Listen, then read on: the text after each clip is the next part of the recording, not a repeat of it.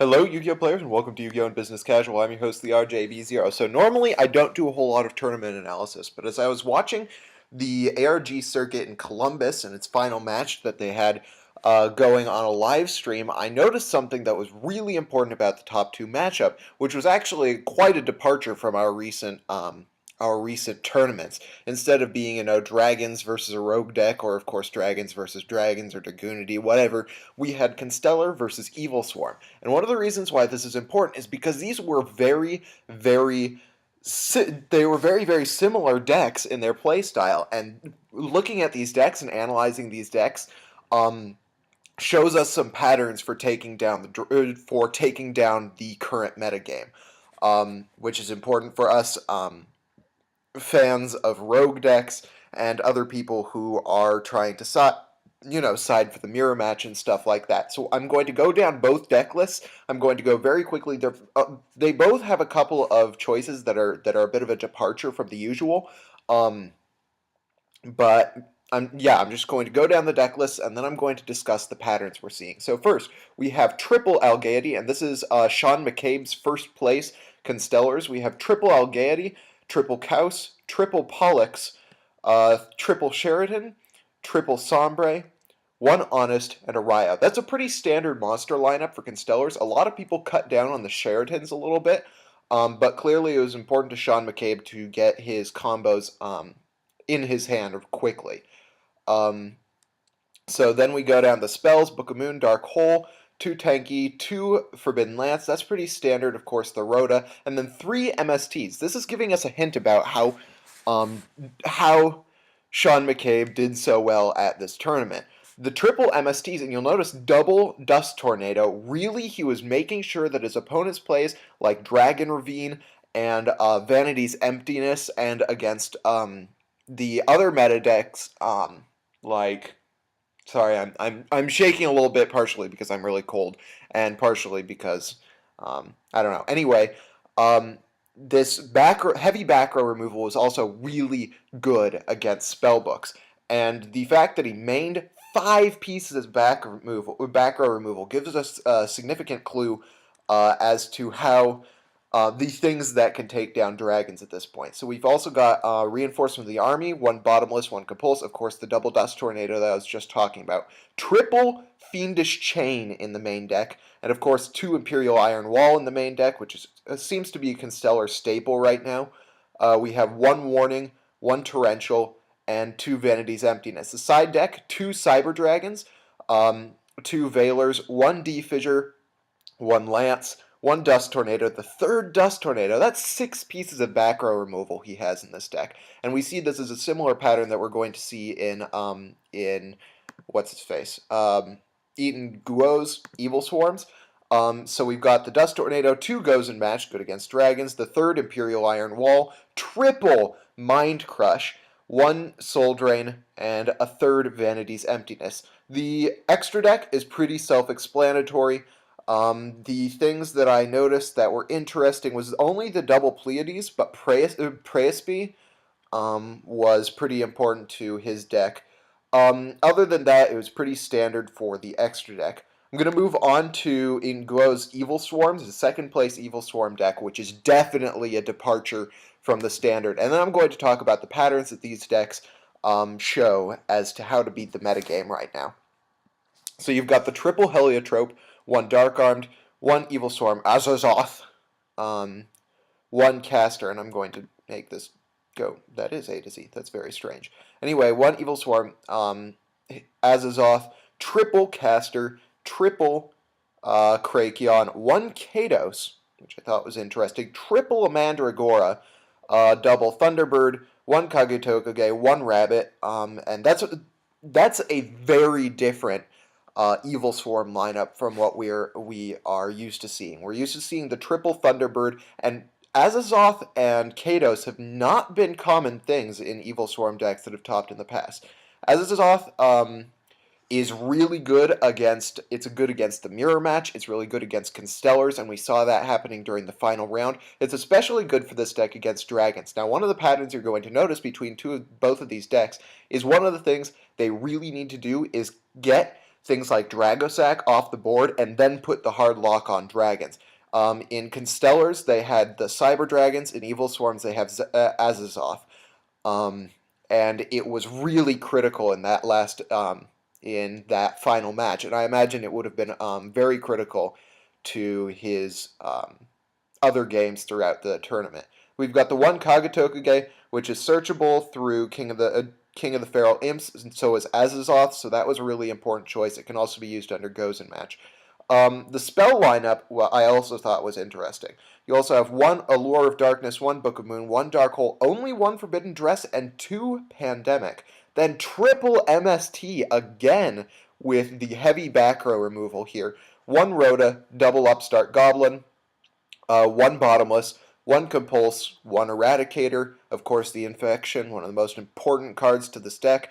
You've got Mystical Ref Panel, which I thought was interesting for the main deck, double Safe Zone, one Warning, and one Torrential. The side deck was one O-Lantern, which is another piece of field presence clearing. It can get opponents' monsters that are big problems, things like I suppose Jowgin and other cards, you can just get them off the board with the O-Lantern. Double Maxi for the Dragon matchup, one Thunder King Ryo, one D-Fissure, one Deck Devastation Virus, two Gozen match, double Imperial Iron Wall, one Macrocosmos, one Mystical Ref Panel, double Overworked, which is an interesting choice, one Soul Drain.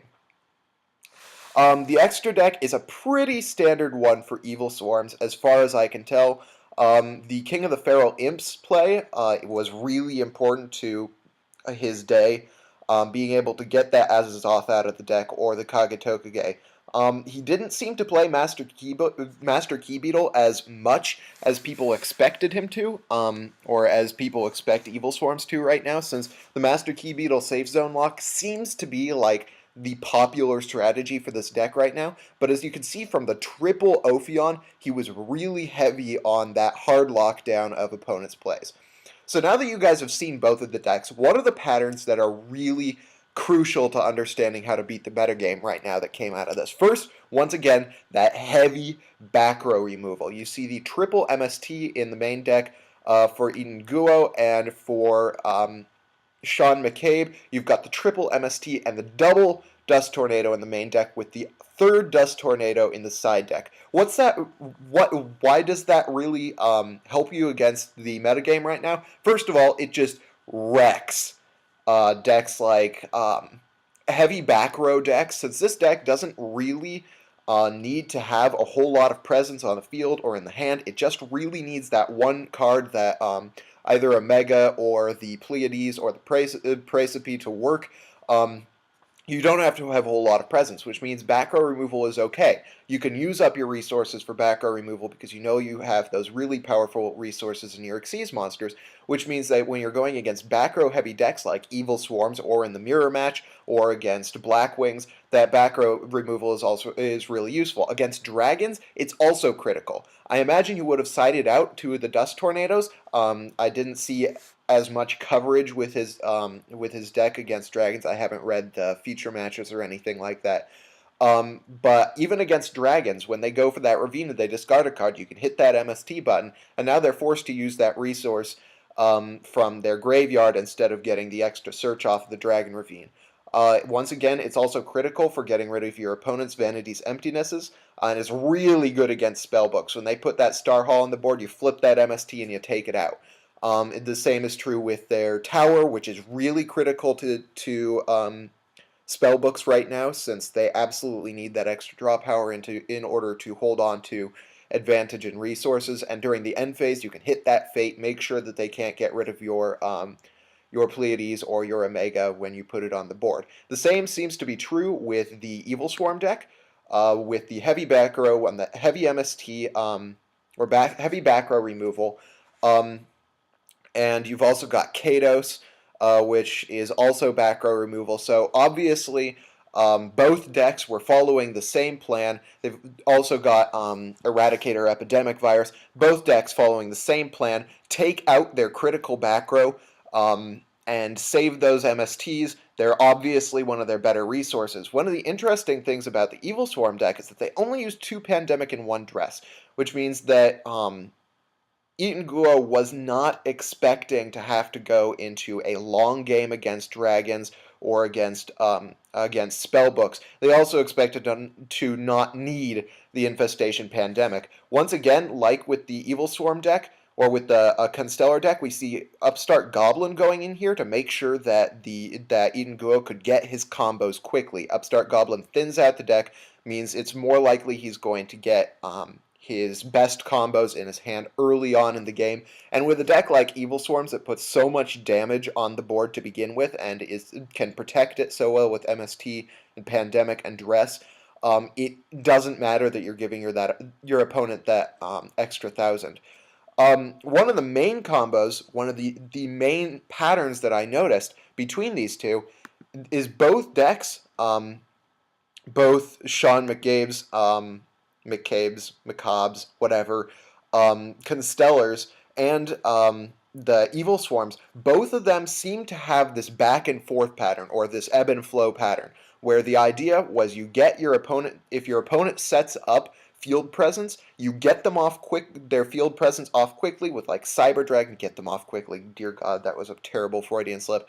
And you use that Chimera Tech to pull the Dracosac off the board, or in Evilswarms, you use that Azazoth, you try to search it out with King of the Feral Imps in order to take that off the board, and then you put the heavy lock on them.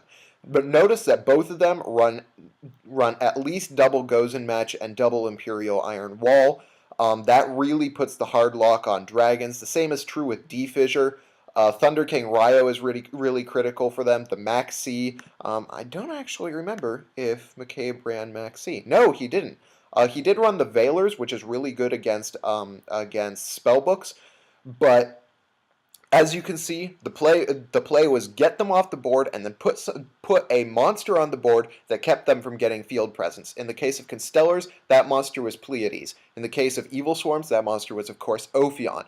And then you put the hard lock on them. You put down those Vanity's Emptiness, those Imperial Iron Walls, those Gozen Matches, to make sure that they can't, even if they do somehow manage to get rid of that monster, which is unlikely because these two cards are beasts, your opponent can't start getting their plays off. So this is really important for those of us who are trying to beat the metagame. We can see that pattern really worked for these two guys. To get that monster on the board that held off your opponent's field presence, and then to put the hard lock on them. And those are things that other decks can do as well.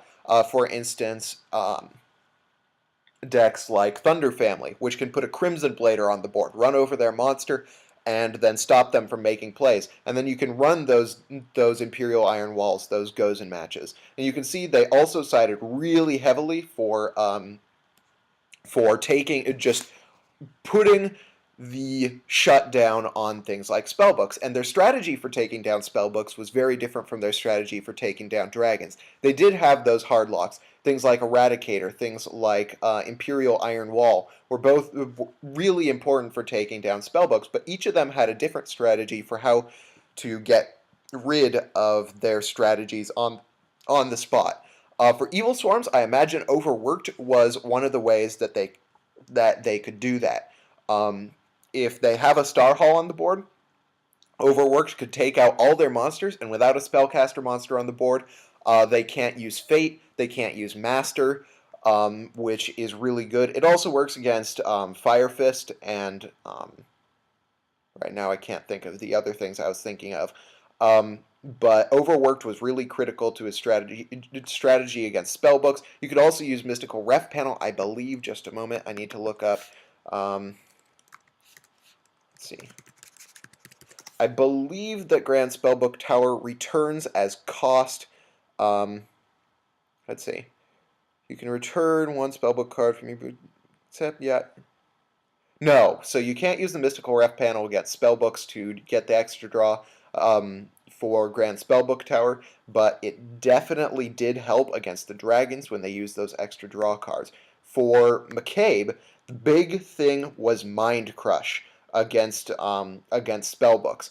Not only did he have that heavy back row removal, but the Mind Crush could take out on the spot whatever a spellbook player was had in store for him. And he also had those Veilers to stop the Blue Boys, to stop the Kaikus from, attacking over monsters and running them over, to stop that World of Prophecy. So I hope that's basically the things that we can get out of this. That if you're playing against dragons, the really big play, the important thing is to get rid of whatever field presence they have, establish a monster that keeps them from doing their best plays. A monster like Kaiku, like Pleiades, like Ophion, like Crimson Blader. Establish that monster on the board and make sure you could put that hard lock on them with the backup spot removal like Fiendish Chain, or Bottomless, or of course Warning.